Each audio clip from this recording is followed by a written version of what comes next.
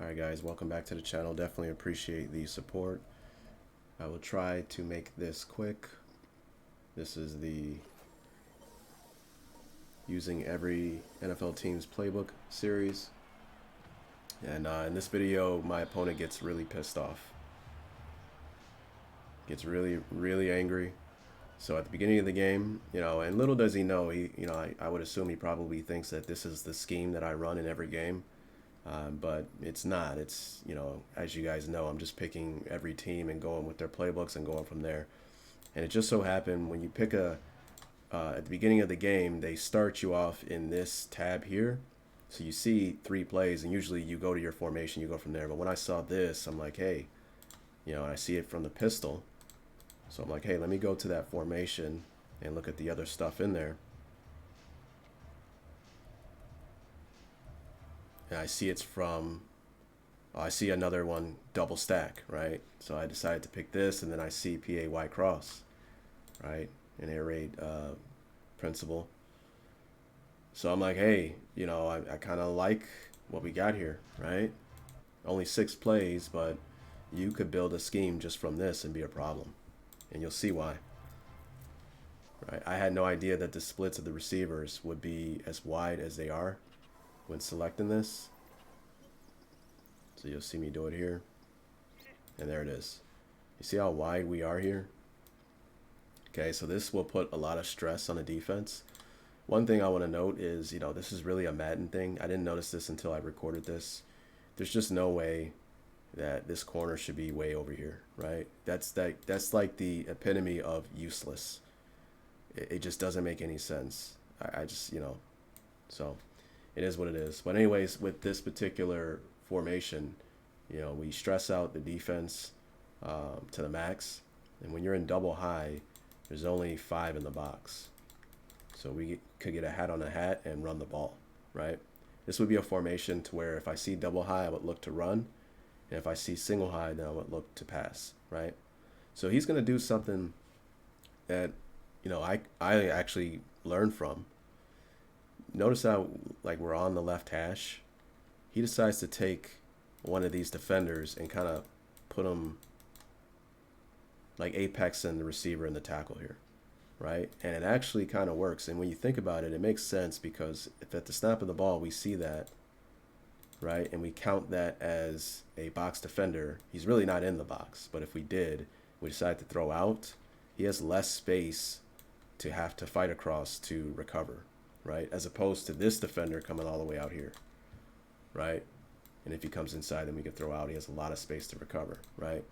So, I mean, thinking about it, why not move this guy in and account for him to have a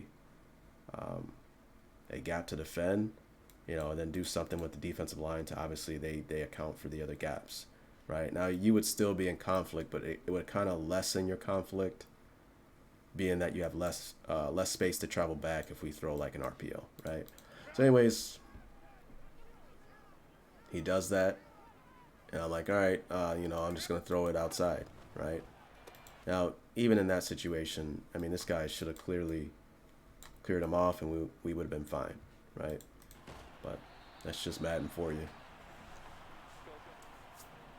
So I'm like, I really don't like that, what transpired, but I'm going to stick in this formation. So I'm like, all right, 5 in the box. Let's run it. And that shift he did left him one-on-one, destroying my center. So it's not looking good. But I can tell you right now, in this video, this guy gets pissed off. He gets really mad. He'll get on the mic. And it's all because of this scheme, 5 in a box. Now we get a double team.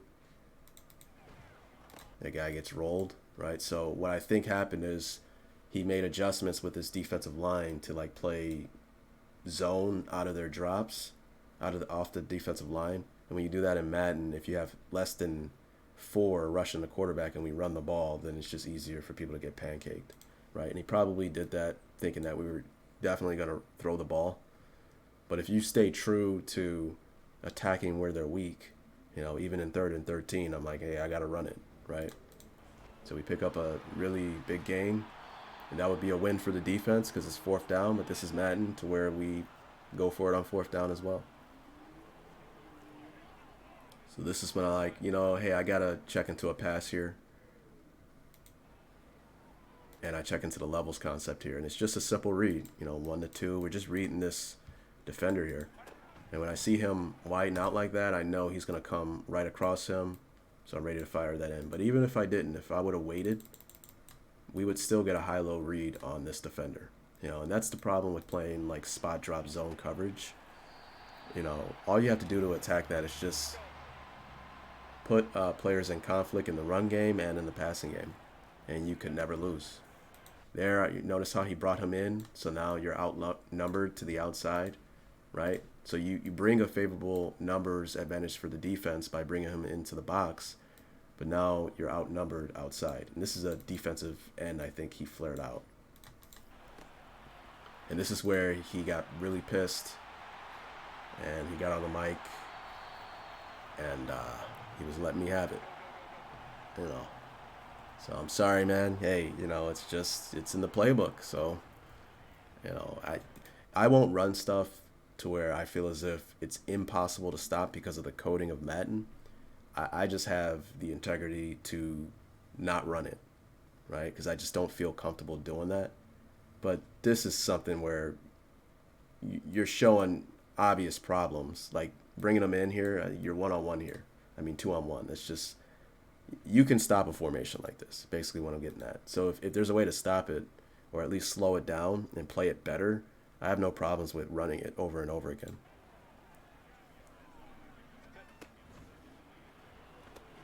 So it worked out for him there because, again, we're on the hash, and he apexed him here. So, you know, I went over that, and I didn't even notice I'm on the hash, and you see he's able to better defend that. Now, he brought him out, but that's just a little nugget that I'll use in my travels.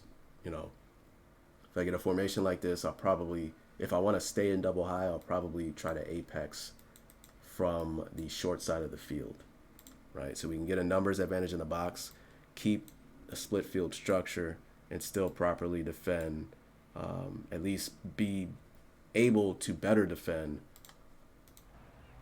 an RPO type action out there.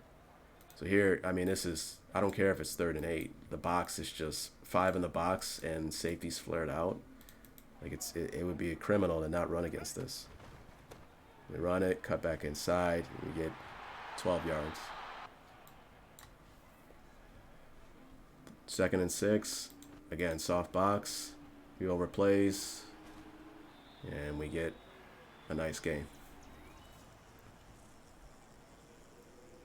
So here I'm like, I was expecting him, sometimes you kind of get like a feel. I was expecting him to come out in like single high, or at least I thought. I actually ended up being wrong. But you'll see here, I'll call 4 verticals, expecting single high, and it was a single high look, but he's actually going to be playing an inverted like cover 2. Obviously, I didn't know that until I snapped the ball. But I'm like, you know what, let me just run this. Because I was thinking it was single high. I snapped the ball, and when I see this right here, him dragging it out of there, I just knew, okay. Right outside. I was wondering what was that, and I see, oh, okay, he was in an inverted cover 2. So that play would stress that to hell because you got 4 verts with 2 deep safeties, or 2 deep halves. So here, I guess his response to, he when he got on the mic, he was calling me cheesy and all that. You know, and I didn't even respond. I'm like, oh, man, you know, I kind of chuckled because I felt kind of bad. I guess his response to my quote-unquote cheese was to re-cheese me, I guess, you know. So he comes out in this formation, and I didn't know what he was doing. So I like to play cover 3 cloud against this formation. And when I saw, the second I saw this, I'm like, oh, I know what he's doing. He's going to run that RPO read flat, right, where you have someone running a post, this guy's running a wheel. You have somebody coming on like a flat with the option to run it. So I'm like, oh, that's cool. Okay, so I know I'm just going to get in the window of the post. And as you'll see here, our flat defender in cover 3 cloud took care of that over there. I love cover 3 cloud. You know, I actually want to figure out a way to match from cover 3 cloud. I think that would be pretty interesting. but I haven't gotten to it yet. So now this is just me trolling now. I'm looking through the playbook and I'm like, hey, bunch quads close, right? So now we're kind of furthering the trolling because this is a formation that causes a lot of problems. So what I'm noticing with this playbook, with formations alone, we could put a lot of stress on the defense. Any 4 strong, or especially bunch in itself, can cause a lot of people problems. But now you add a quads element to it, it can cause a lot of problems, right? So I'm like, you know what, let me roll with this formation and let's try to have fun from here. And he's in single high, and this is one of the many issues of playing against a 4 strong. Like, how do you defend it, obviously, but pre-snap alignment, you notice how the defense is shifted over to the strong side pretty heavy. That is how we get a lot of one-on-ones on the backside. So if you have a stud receiver, I would highly advise, if you're going to utilize a scheme from a formation like this, you put him on the single receiver side, because he should get a lot more one-on-one opportunities against defenses that want to overload with your overload, so to speak. Okay, so right here I'm thinking of a way to attack weak side, but then he shifts back with this defender over here. So now I'm thinking about how I'm going to attack. Now I have the arches concept called here, but I really don't like it against single high in the game of Madden. So I check into this. The spacing concept is good against single high. So I'm like, all right, he's in single high, so I'm going to attack our spacing concept. And I'm going to read 1 to 2 to 3. You can create your progressions how you like with the spacing concept, whatever is more comfortable for you. I just like it this way. And you're going to see me get caught in a bind because I'm not used to running this play from this formation with the deep in pattern here. And he calls the perfect call. He's not in single high. He's in cover 2 invert. And cover 2 is theoretically decent against spacing because you're not overloading anybody, right? We're going to have 3 underneath. So I didn't like 1. This guy's widening with him. I'm looking at 2. I don't like 2, even though I could have ripped it there. I don't like that. I definitely don't like it now. And then I really don't like 3 here, right? So I was a little confused. I'm like, hey, it's single high. What's going on? But this is what I mean by if I was utilizing this playbook on a normal basis, I would obviously make this guy the 4th in the read. And as you see, he's open, right? We get a nice high-low kind of read, a triangle here. So this is a really good play. I really don't like this guy flaring. And it's crazy because I'm actually going to throw to this guy. But I would do something different with him on the backside. That's neither here nor there. I was kind of confused here. I'm like, hey, let me throw to this guy. And whenever I throw like that for a play, I'm not really satisfied. I don't like that I had to go hang in the pocket and wait for somebody to open up. To me, that's not an offense that's in rhythm, right? But we see what transpired. He wasn't in single high, and that was a problem, but I still could have hit my 4th read. I just missed it, right? Because I'm not used to the playbook. So then I just started looking through the playbook. I checked in the stick here. And when he sits inside with this guy flying up the field, I know I'm throwing the flat. And we put it in. He was not very happy. I think I feel bad, man, because I got on the mic and I said, hey, what's cheese? I was acting like, dumb. Not to say that I'm not dumb, but I was like, hey, what's cheese, man?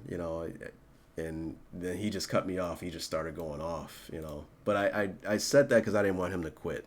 I wanted to keep playing with the scheme, So that was the reason for me saying what's cheese. I was just toying around with him. So anyways, here I checked in the cover 3 cloud. And the reason why I love cover 3 cloud, one of the reasons why I love it is because I don't like playing single high a lot. But whenever I do play single high, I want to play it from a look of 2 deep safeties. The reason why is because when you're in single high, to me, it's just so easy to scheme up things to attack single high. So I rather, if I'm going to play single high, I want to do it in a way to where you're going to have to confirm that I'm playing, a cover three or a cover one defense post snap, right? I don't want you to be adequately prepared pre-snap, knowing that we are cover three sky, or knowing that we are, I just don't. I'd rather add an element of forcing you to have to confirm post snap, right? And one of the benefits of this is it looks like the middle of the field is open, because that's what double high safety defenses are all about, right? Cover four, two zone, two man. The middle of the field is open, and we present that look from a cover three cloud, but we're actually rolling into single high, right? It's gonna, and I like the fact that we can reroute on the outside as well to force an inside release to our help. So I think he got fooled by this. Now, I was pissed by the defense. I was trying to shift him in because I want him to play in the window so he doesn't get a quick throw. And I was going to play apex between the 3 and the 2, forcing my opponent to not be able to rip a throw to the 2. But my defender does not get in the window, so he missed an opportunity here. He could have ripped it here. He didn't. But obviously, he's thinking, oh, the middle of the field is just wide open. And he's going to toss it up there late to a closed middle of the field. So, oh, don't do that, guys. That's just, I feel so bad that I was doing that.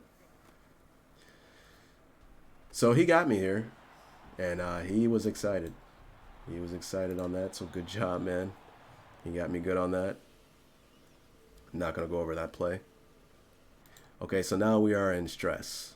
Okay, so if you guys don't know what stress is, obviously I have to make a video on that. But what we're going to do is how I get into stress. I turn this corner on the trip side into a deep third.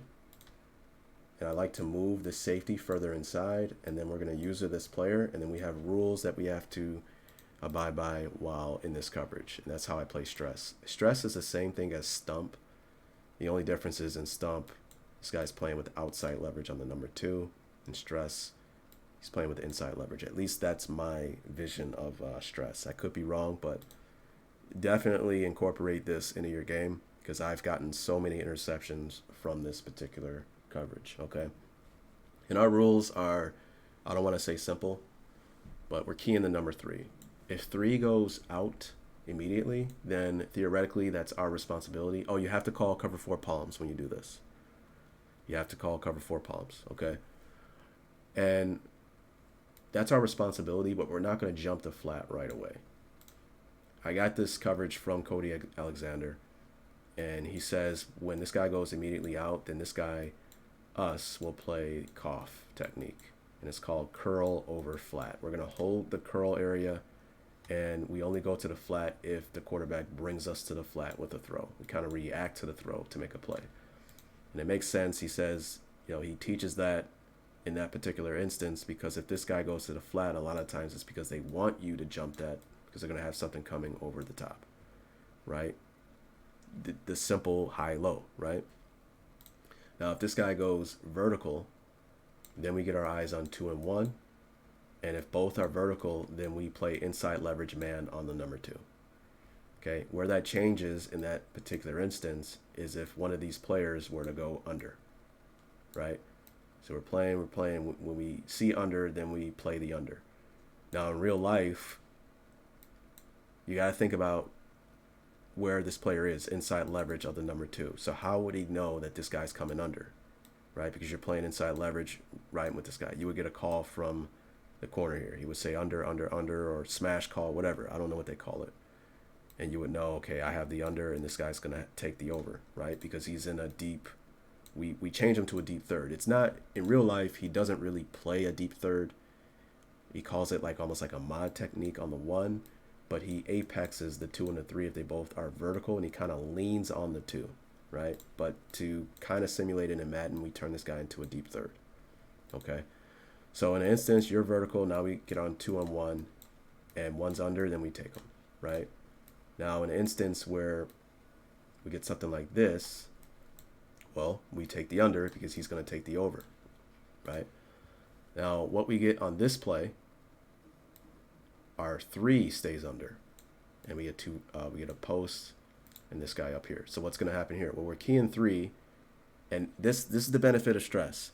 If any one of the 3, 2, or 1 stays under, then it turns into regular quarters coverage. And that's what I love about stress, at least his explanation of it. Cody Alexander, go check him out, matchquarters.com.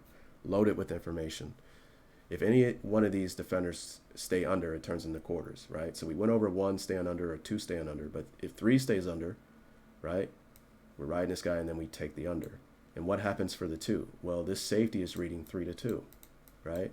3 is under, so now I take the vertical of number 2, and of course he's taking 1, right? And that's exactly what happens here.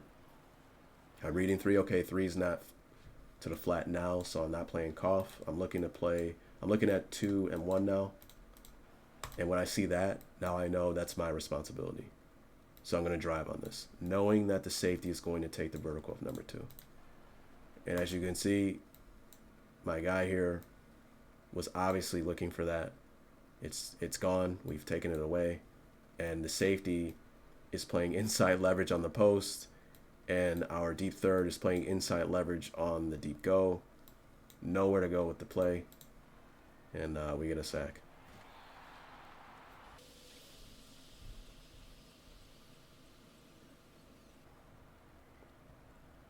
He goes empty base flex again, so I'm gonna play stress again, I think. Oh, and this is where I screw myself over. I think this is a good video for stress. So again, I'm making the adjustment, turning him into a deep third, and he snaps the ball before I can get off of my player. And here we will see why you have to use this guy for this coverage to work. We're going to see it right here. Okay, so that's why, you know, like cover 2 match. If you go watch my videos on that, if you don't know what that is, you have to user a certain player in that coverage for it to work the way to optimize the coverage, right? You have to use that middle player, and you have to change them off of a middle read, and then you relate to the number 3. That's how you make the coverage work. And that coverage still works the same in today's Madden. That's why it's so good to learn like concepts, because you can carry this stuff on to Madden 28. It'll still be the same pretty much, right? So in stress, you have to user this player, and we have to do exactly what I spoke of in the last play, right? And we'll see why. When I pick this player and he snaps the ball immediately here, and it wasn't really immediately, I was just late getting to this guy because I was trying to click over and I couldn't see with the game with this stupid little fire icon. It threw me off, and now I'm late getting to my player, right? And you see the problem here. So what would have happened if I was actually on the right player? We would have been reading. We read 3. Okay, he's vertical. Now we're looking at 2 and 1, and now they're both vertical. So now I play inside leverage of the 2, right? So I would have been here, but being that we were playing palms and we're not on the right defender, he's playing more so with the tight end for whatever reason. I think that's bugged. I think he's supposed to be taking the vertical of number 2 anyways, but they play it wrong in Madden, right? The way he plays it. So I'm going to have to take a look at that. But we see here why you have to use the nickel defender, because it's just bugged here. Now, maybe if they code it right, we won't have to use the nickel. I just don't like the way he plays inside leverage with this defender, but that might be alleviated with the deep third corner playing over the top. And the idea is, the way you attack stress is like the deep comeback pattern. In real life, Cody says the deep fade pattern. But you know, he utilizes this coverage because he wants to take away the inside, and he wants to force you to have to operate outside. Okay, and how many times have you seen in Madden someone playing and they throw the deep comeback pattern to the receiver one on the outside? Now, the sail concept would probably be good against this, etc. But anyways, if we're here playing inside leverage, even underneath, if they try to go over the top, you know, this is where this guy leans in, and we're playing more to our help, right? So it's a coverage I really like, but again, now I'm forced to kind of apex these guys, and I'm like, uh-oh, I'm screwed. He's going to throw inside there, so I'm trying to lean in more inside. I'm looking to overtake outside to the inside, and this is the benefit of having a monster rushing the quarterback. Kind of disguises problems on the back end. So we go, now we're playing stress again, and this is my fault here. The 3 runs up. It's going to run like that stick double move there. And the number 2 goes inside. So my responsibility here was to play man up on the number 2. So I was late. So he's open. You would like for the 3 to kind of widen and help out on that. It really doesn't. But again, that's the benefit of having a superior rusher. So now it's 4th and 25, and I'm like, this guy's going to go for it because he's so pissed off and frustrated. And in an instance like this, I'm always advocating you play cover 0, right? Why should we sit there in zone, giving you time to be able to make a throw deep down the field, right? So I'm going to play cover 0, but I'm also going to green dog it. So if you don't know what green dog is, definitely go check it out. I have a video on that. Basically what it is if we bring cover 0 and we're bringing 6 at the quarterback, if he goes out into a route, well then now you only block 5 and we have a free rusher coming at the quarterback. Okay, 5 cannot block 6. Someone's coming scot-free, so you got to get rid of the ball. What people will do in that instance is they'll block the back. That way they get 6 pass blockers blocking 6 defenders, right? So now, they don't have to worry about someone coming scot-free at the quarterback. That is where you green dog. So I take the defender, the safety who's over the back in man-to-man coverage, and what I'm going to do is I'm keying this defender, this running back.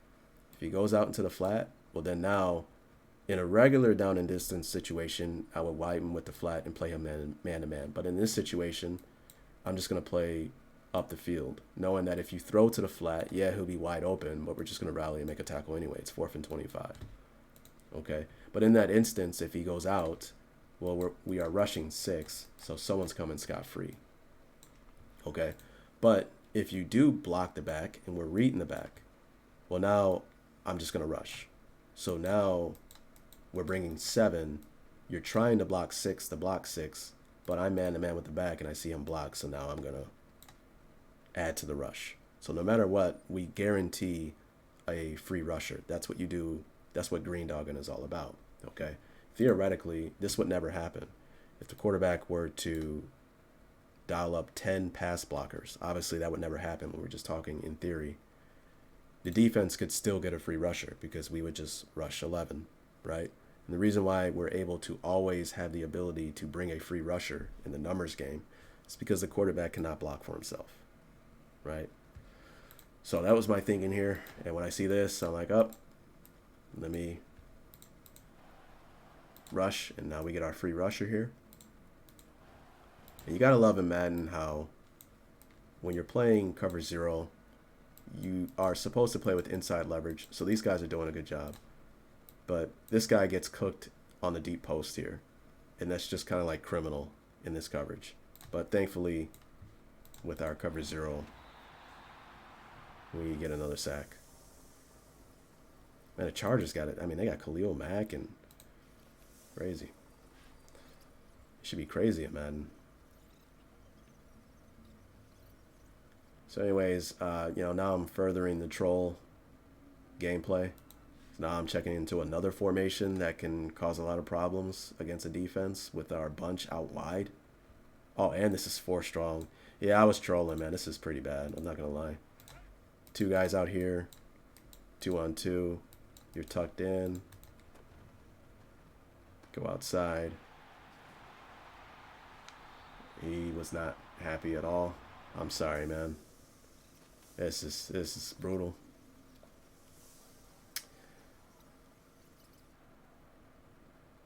So here, I think he was in 2-man. So we're just reading the arches concept. 1 to 2.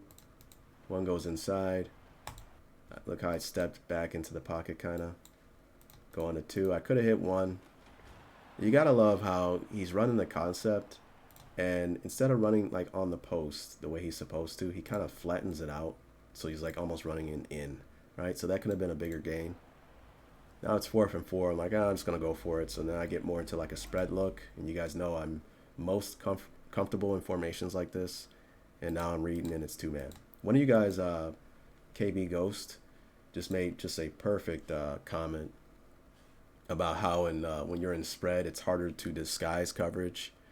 You know, and we spread you out, and maybe that's why I'm most comfortable. I just love it; just fits my style, right?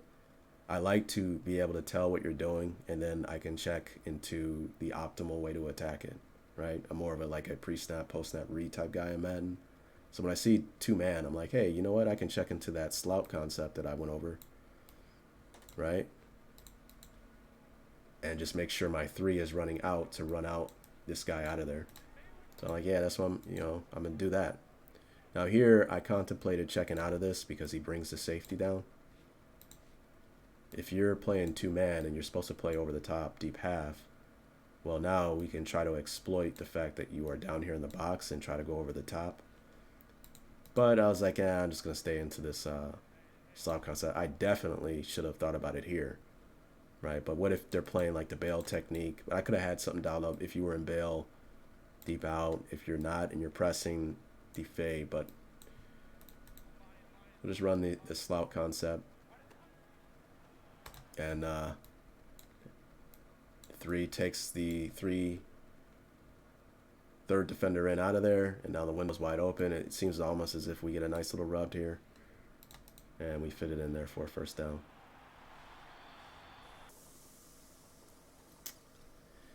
So I don't remember what happened here. Okay, he's in two man. So on the last play, he played some form of two man, but he took like the safety and did something weird with him inside. So I'm like, you know what? Let me go back to this 4 strong look. And what I'm going to do is I'm going to turn this guy into a fade. All right, so you're playing with inside leverage. Now I'm going to look to throw the fade. I haven't practiced the fade in the lab enough to justify doing it in game, but I really just didn't care. I'm like, hey, theoretically, this is where I'm supposed to go if the deep half safety plays underneath. Now, if he's playing two man with deep half safeties, this is really not a good call. I don't think you would ever call something like this. I think they call it red 22. I don't remember what it's called, where you play two man, but the safeties play like on the goal line or something of that nature. That's something I got to look up, right? So what I'm doing is I'm keying this guy. I know you're in some type of two man. Here's another nugget too. If you play down here and the corners play with inside leverage, all right, then it's obviously man-to-man coverage, and a lot of times they don't have help, right? That is where the fade pattern is where you theoretically should be nice, right? So that's something I got to lab up. But I'm just looking at this player. If he widens, then I know, all right, I can't throw this, and now I'm looking to throw the arches concept. If he comes down, comes inside at all, then I'm throwing the fade, hoping that I throw a nice ball, right? So obviously I'm an idiot. I'm sitting here thinking about my plan. It takes a while for my brain to kind of get going. Snap the ball, and right here I know, okay, now I'm not throwing this, right? So my eyes are already, we haven't even gotten like really off the line, and my eyes are over here now, right? And I'm reading the concept side. And in true fashion, the arches concept does exactly what it's supposed to do, man. You run inside and run off coverage. So he's the extra set of eyes, and we draw him out of there with the man. And now you have to beat your man inside with our route inside. And we score.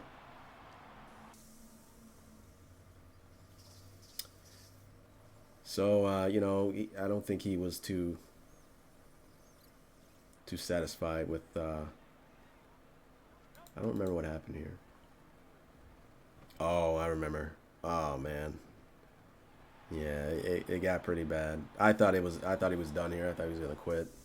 Kudos to him to hanging, trying to get another drive in. This video might be too long, man. So here, okay, so this is a good one. So I went back to this formation. So I was clearly trolling, right? But hey, I would build a scheme from this, right? I don't. It would be hard to stop. And now he gets into, you know, I'm going to blitz the hell out of you now. I'm going to play cover 0, right? So here I was thinking, you know what? I'm going to have to check into what they call, I think they call it 5-0 protection, 50 protection, 5-0 protection, whatever. You set the mic on this guy here. And now the offensive line is responsible for the box. So where are we hot with this protection? We're hot off of this player, and we're hot off of this player. Now, theoretically, from my understanding, as an offense, they almost never want it to where you are hot on both sides of the offensive line. Whenever you design like pass protection, I think that if we're going to be hot, we'd rather be hot off of one side, more so off of the concept side, because the quarterback's going to snap the ball, look for the concept side, and you want your hot, the guy you're throwing hot off of, coming from this side, because we're going to be looking to the side first anyway, right? So it's in the vision of the quarterback. You don't really want it to where you're hot on both sides, because if this guy doesn't come, but this guy does come, and you're looking over here first, it's a lot of things to process to keep both of these players first at the snap and then make your decision making, at least from what I've read. Okay. But you have guys like Kurt Warner, who was a machine when it came to processing information on the fly when people were blitzing him. That's why he was so good with the Greatest Show on Turf. He actually had an interview or a podcast where he talked about it, where he could handle being hot on both sides. He didn't mind it. He actually instead of us blocking the blitz, he wanted to send 5 out into routes, because he wanted the concept. He needed the back out because he wanted the concept to kind of mesh where you're trying to high-low a defender, and if your back has to stay in the block, it kind of can mess with the high-low of the play if he's supposed to be out in the flat to stretch like the flat defender, etc., right? So you don't want to be the guy where your response to cover 0 is to always block 6 or 7. You run into a guy who knows that you do that, you're going to run into a lot of problems, because now we can simulate pressure, we can fake the pressure, and now you are blocking 6 and 7. Now you're sending 3 guys out into routes, and we have 7 on the back end, right? We can create a lot of different things if your only response to cover 0 is to block 6 and 7, right? So you gotta know how to throw hot, right? So anyways, I talk too much. My plan here was I'm hot on both sides. I was going to look backside first. If you come right away, I know decision making over, I'm throwing the slant. Okay? Because you're one-on-one and you're expected to win one-on-one. If you have a receiver who can't beat one-on-one coverage off like this, you're going to have a lot of problems, right? But if at the snap of the ball he stays, then I'm not hot throwing out. Obviously, I would not throw this. Now I get my eyes on this side, and if this guy's coming, now I know I have to throw hot, and then we can kind of go from there. So that was my decision making here. And right here, I know, all right, I'm throwing the slant, right? Ball touches the quarterback's hands. I already know. Ball's going to come out on the slant. It's going to be gone before you even get there. Ball's out. And we get 9 yards. No huddle, because I love no huddle. I like to keep you in cover 0. And this is where I'm like, hey, are you pressing? So I'm like, let me go in a deep fade pattern. Now, you may say, well, hey, how will you have enough time for that? Because if someone's coming scot-free, that may take some time to develop. And that's where you get into drifting, right? We are blocking 5, and if the hot is coming from the side, then all we do at the snap of the ball is drift away from the free rusher, which will buy a little bit more time to throw what we want to throw, right? Now, my only issue is I was thinking, what if he's playing bail, right? Where he presses down and this guy's going to just run out of there, and then I don't like the fade, right? So I think I'm going to check in the 5-0 protection again, knowing I'm hot on this side. And if at the snap of the ball he bails out of there, then I'm just going to work the concept side, the arches, 1 to 2. Getting the protection, snap the ball, and right here when I see this, I'm like, all right, I can't throw this. Now, in real life, I think you still can. I think what you could do here is throw back shoulder. So maybe you can do this in Madden. It's something I'm going to have to lab, where I show the look, press, bail, and see if you can throw back shoulder, because this is something you can do. He's playing his man. You can't defend the ball if you can't see it, right? If we throw back shoulder, it'd be almost impossible to defend if you throw it properly, right? So maybe that's something I can look into. But anyways, when I saw that, I'm like, all right, concept side, and obviously we have pressure coming. So I'm reading 1, don't like 1, 2, we got it, ball's out, and it clicks on, we get it, Don't do that, guys. You know, it's kind of, I feel kind of bad.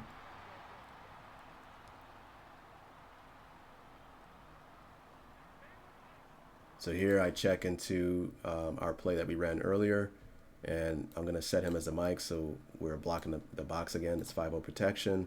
We'll be hot off of this player. You guys should know where I'm going to go if he comes.